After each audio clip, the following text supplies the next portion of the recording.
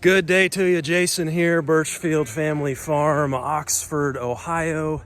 We raise grass-fed Red Devon cattle, St Croix sheep and chickens in a rotational grazing system here. We have a beautiful day on the farm today, up over 50 degrees. I can probably shed this coat and hat here. It was a little chillier this morning. We've been dipping down below freezing at night, above freezing during the day. It's been a perfect week for our maple syrup season. We've got that running now. Good word for today. This comes from Luke chapter 12.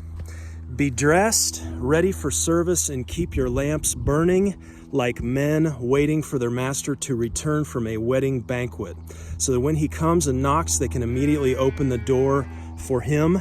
It will be good for those servants whose master finds them watching when he comes. I tell you the truth, he will dress himself to serve, will have them recline at the table, and will come and wait on them. It will be good for those servants whose master finds them ready, even if he comes in the second or third watch of the night.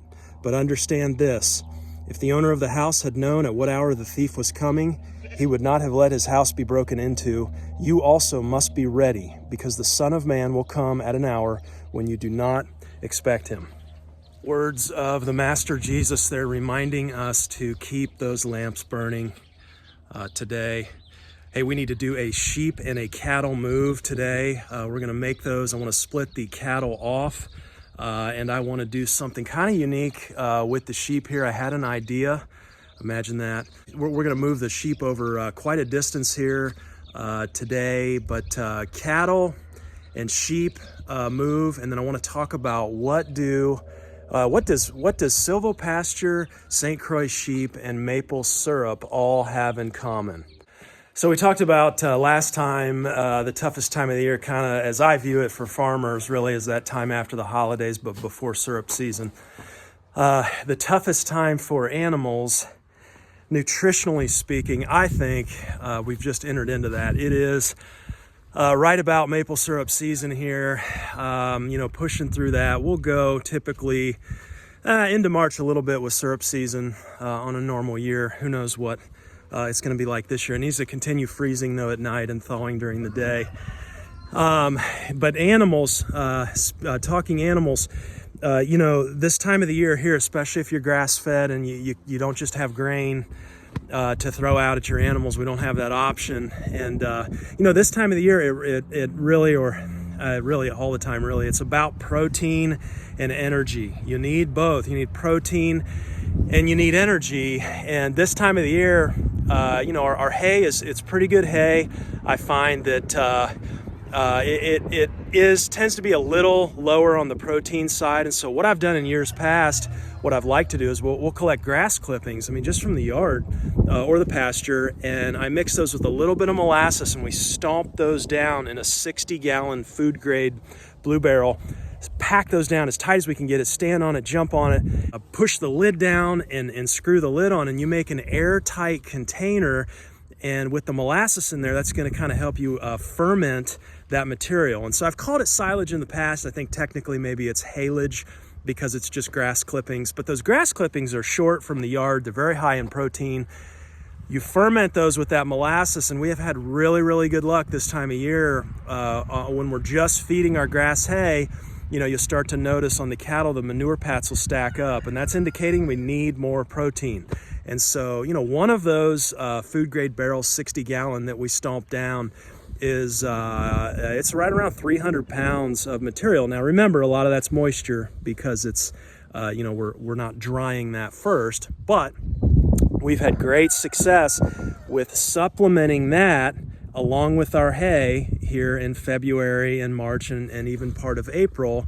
This time of the year, we're not yet, we don't have that green grass, we don't have that protein coming on yet, so we're heavily reliant on that hay that was made, clear last summer. That hay's been sitting now all winter, and not saying there's no value to it, there is. But this time of the year, it's about that protein and that energy. And so we're going to move cattle over to paddock 6, put some hay out, and then also I want to pull the sheep off I want to pull them off of, we've had everybody in the sacrifice paddock. We're going to move everybody over because it's such a nice day. We're up above freezing. This year is getting challenging for me because we had the drought last year. And so we used every blade of grass I had to feed out to animals, just to keep everything going through the drought. Didn't have to sell any animals, didn't lose any animals. All that was great. We made it through.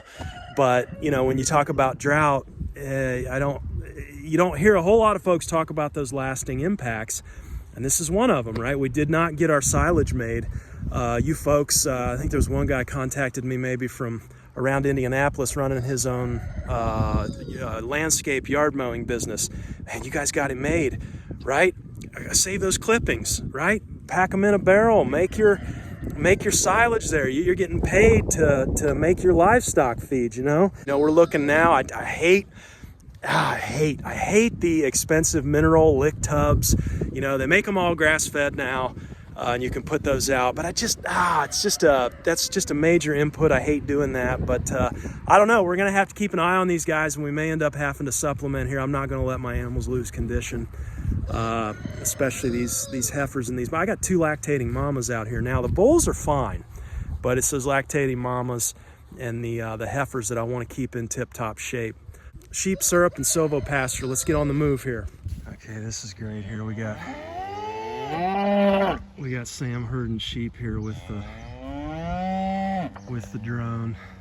Not sure if there it is. See it?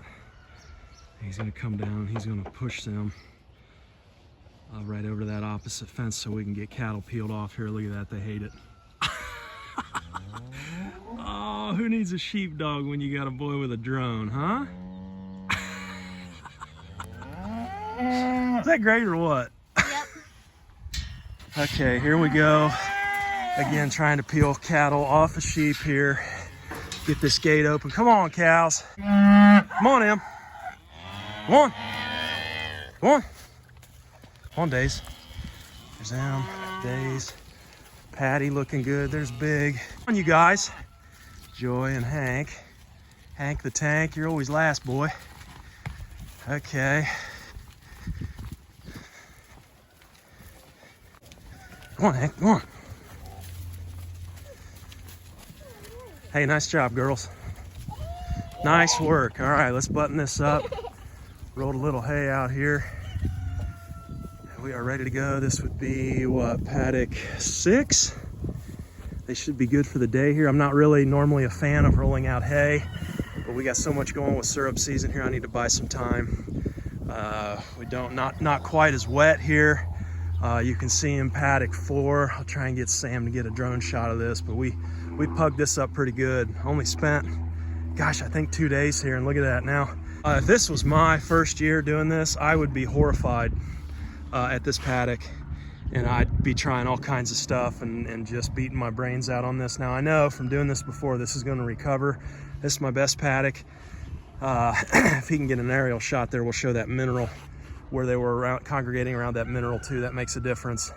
But you can see this is looking pretty bad, but I'm telling you, spring hits here, this will all this will all level out and that grass will bounce right back. You'd be very, very surprised. Okay, here we go on sheep. Getting these guys out of this sacrifice paddock. Oh, they're ready to go.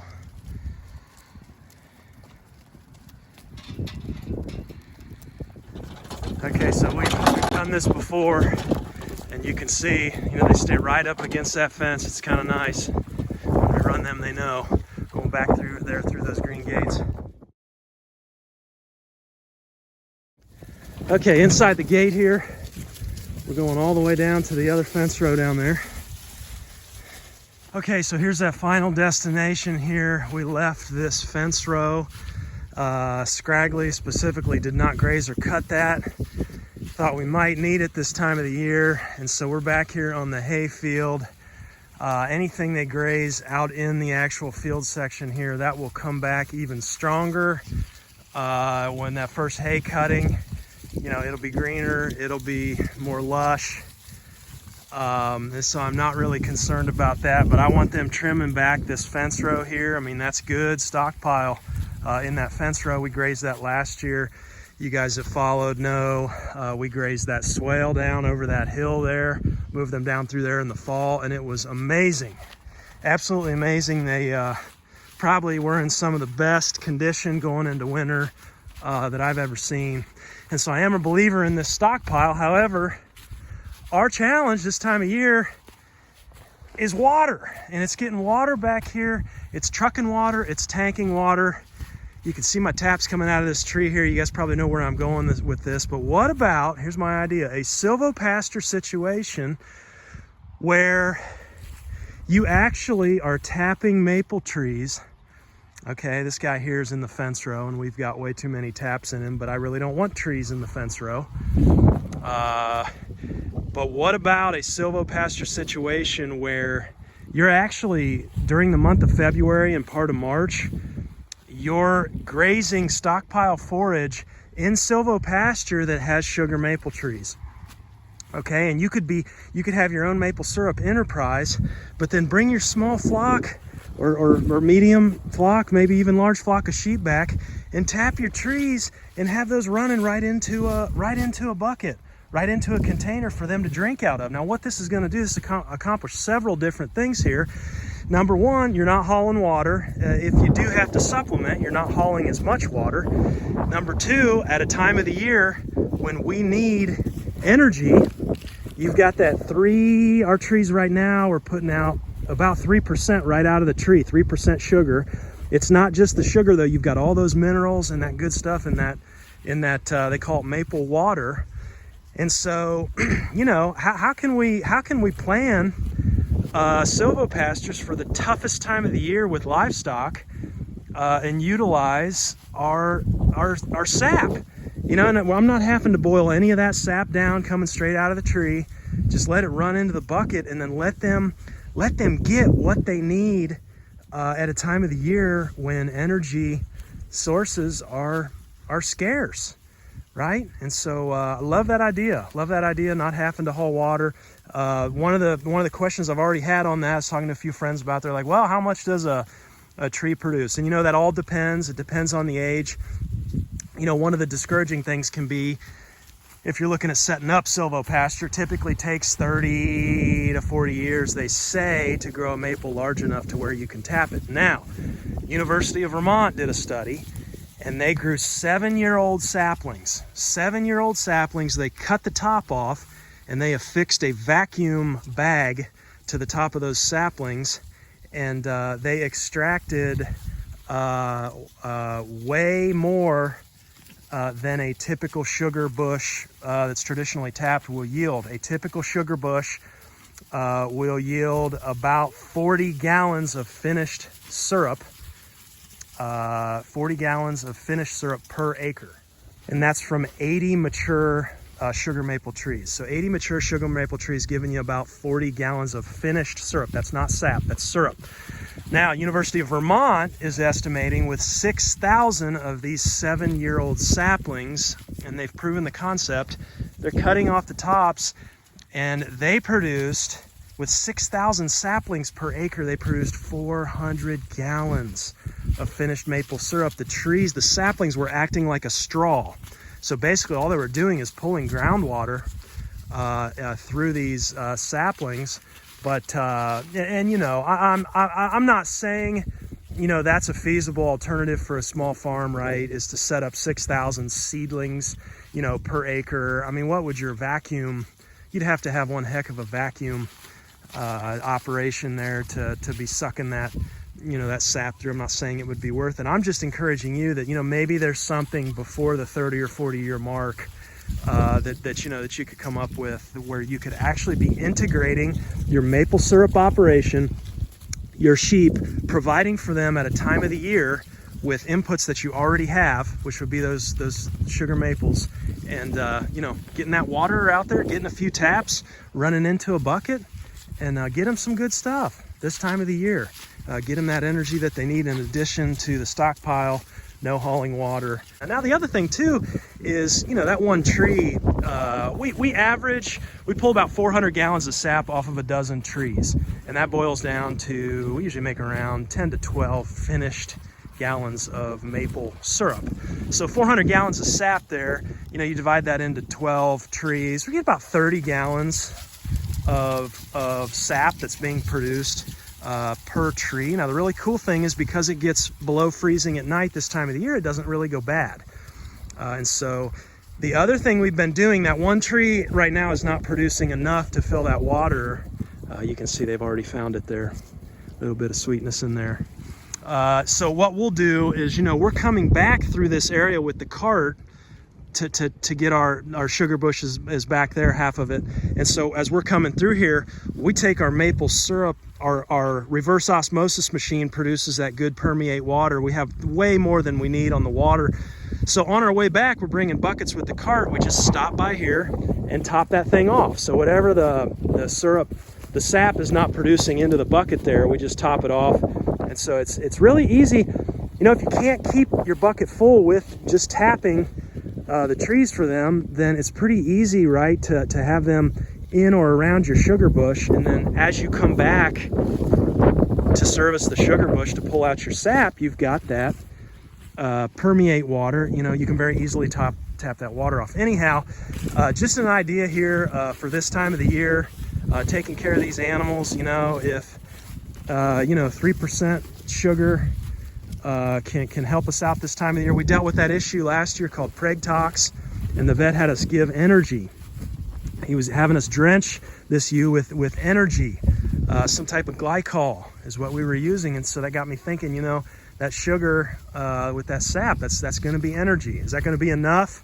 Well, you've got to have your other stuff right, but you know, we're stockpiling, grazing this stockpile. You know, we can bring a little hay back if we need to supplement. The idea here is I really don't want to get into the lick tubs, the expensive lick tubs, and having to supplement that way since we're all grass fed. So, you know, if we needed an extra shot of sugar, I could bring some RO sap back. You know, that's up around 7% versus the 3% coming out of the tree. You know, we could dilute that or put it in straight. All kinds of ideas here and alternatives to grazing sheep here this time of the year, getting through the toughest time of the year with livestock. You guys have heard me talk. The lambs are putting on 80% of their weight in the last 6 weeks. So you had heard me talk, and I wanted to pull sheep off of cattle just because the cattle hog the hay. And I think that was one of the issues we dealt with last year. We found out the hard way with a preg tox issue that ewe, she was not getting enough.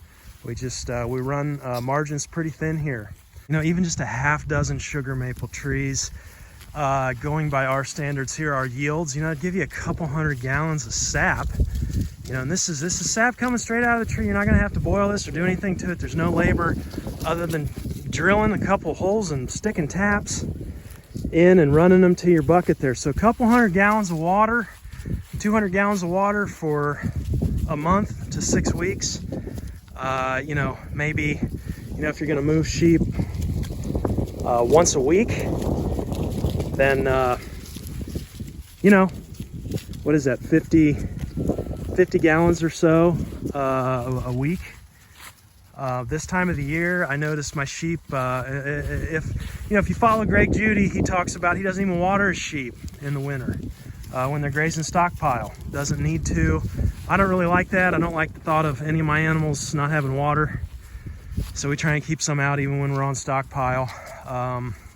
But you know, 50 gallons a week with just a half dozen sugar maples, I mean, that would, this time of year, that's probably going to get us by for our dozen or so head of St Croix here. So just something to think about, you know. 30 to 40 years, that's a long time to grow a sugar bush, but maybe you've already got some trees established. Maybe there's, you know, that tree there's no way that's, you know, 30 or 40 years old. It's a pretty small one, and I've got 3 taps running out of that. Now, we're not getting a whole lot of sap yield out of that, but you know, there are things that you can do.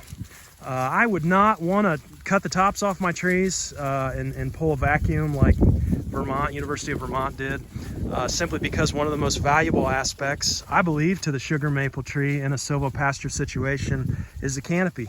You're going to get that nice thick shade. But I think there are things short of that. Like, do we really have to wait 30 years until we tap a maple. I mean, if they're cutting the entire top off one at 7 years, and you know, seeing that come back year after year, I don't know. Maybe there are some other ways of doing things here. So anyway, just one more way to integrate livestock into your silvopasture and maple syrup operation here. I hope some of these ideas get your wheels turning. Questions, comments, leave them for me. Leave your ideas. You guys have what I think are the best ideas on YouTube. Many of those ideas we've learned from and we've implemented here on the farm. So don't be shy, leave those comments. Thanks for hanging with me. Be blessed and be at peace today. We'll talk to you next time.